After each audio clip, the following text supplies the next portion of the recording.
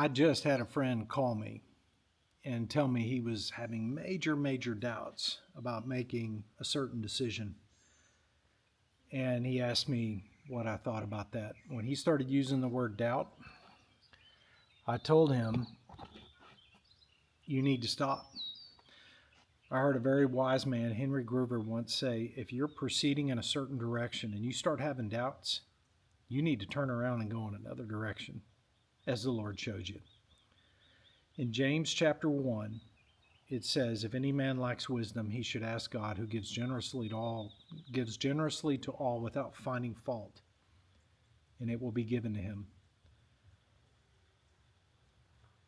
But when he asks, he must believe and not doubt.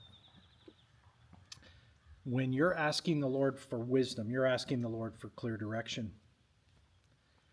The word for wisdom in James 1 is Sophia, and it comes from the Greek word sophes, which means clarity or to be clear about something. If you look at Proverbs 2, 3, 4, and 8, it always likens wisdom to a way, a path, or a direction that you should go.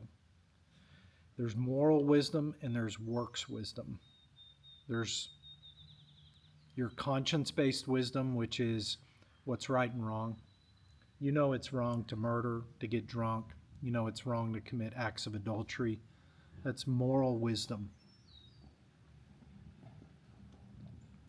Then there's the other side of it. I got someone driving up right behind me. Then there's the other side of it.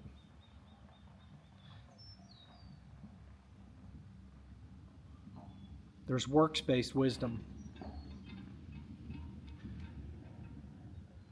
You have decisions to make about your relationships, the jobs that you take, the places where you study, how you go about things in the Lord, the works of the Lord, who you should marry, where you should go to college, where you should live, what neighborhood, what house to buy.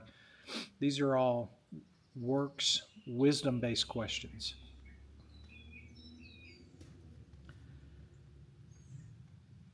This is what he was calling to talk to me about. He's got two major life decisions he's trying to make right now, and he's having doubts about moving forward in both of them. And I just told him, I said, there's your answer. Anytime the Lord is giving you wisdom to make a decision, you'll have peace about it. You won't have doubts. You have peace. The peace is the opposite of the doubt. The doubt is the turmoil.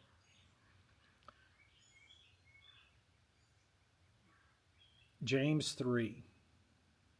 The wisdom that comes from heaven. There's two types of wisdom. There's earthly wisdom, and then there's the wisdom that comes from heaven. Talks about it in James 3. Starts, I believe, in verse 13.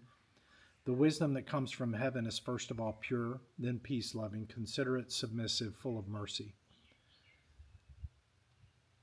Your wisdom that God gives you, the wisdom of the Lord, is always peace-loving. There's no doubt. He will confirm it in an echoing pattern. Let everything be established by the testimony of 2 or 3 witnesses. 2 Corinthians 13:5. Where does wisdom come from? It comes from the mouth of the Lord. Proverbs 2, verse 6 and 10. For the Lord gives wisdom, and from his mouth comes knowledge and understanding. Wisdom will enter your heart, and knowledge will be pleasant to your soul. When the Lord is giving you wisdom, he's speaking it from his mouth into your heart. And the knowledge of what he's given you is very pleasant to the soul. There's no doubt.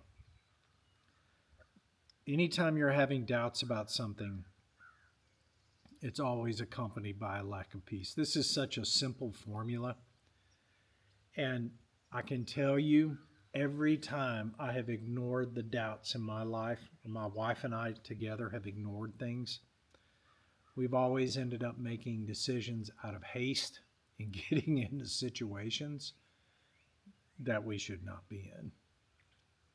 And I've done it. I've done it in business. I've done it in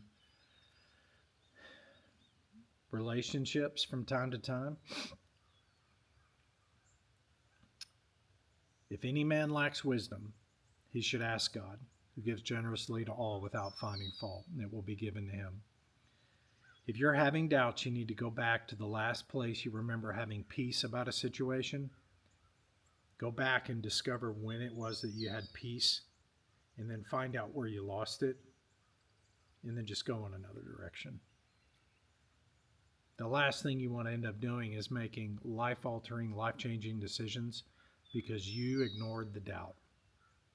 Don't do it. I've done it. Don't do it.